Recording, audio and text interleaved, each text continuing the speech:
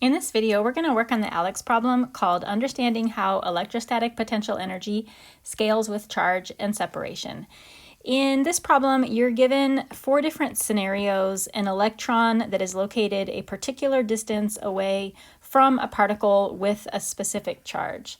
All of these scenarios that I have involve anions with negative charges, and I haven't seen an example of one of these problems where you're dealing with a particle that has a positive charge, but I think it's a possibility.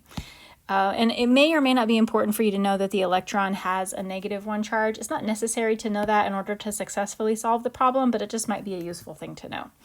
So these pull-down menus are going to have numbers 1 through 4, and they're going to say highest and lowest. And in the ALEKS scale, 4 is the highest and 1 is the lowest. And so all we have to do, we don't have to do any calculations here. All we have to do is rank these in terms of the highest and lowest.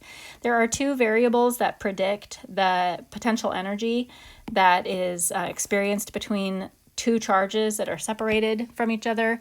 One of them is the distance of separation. So the closer the objects are, or the closer the particles are to each other, the greater the force is between them.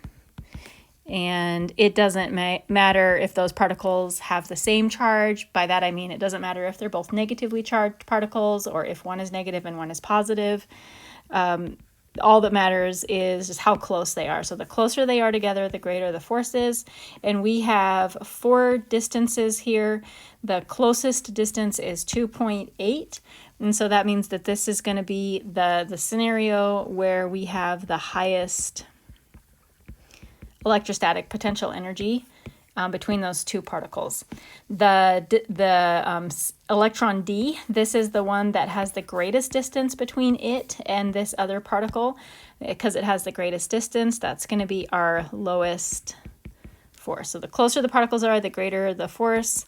The farther they are away, the smaller or lower, lesser force.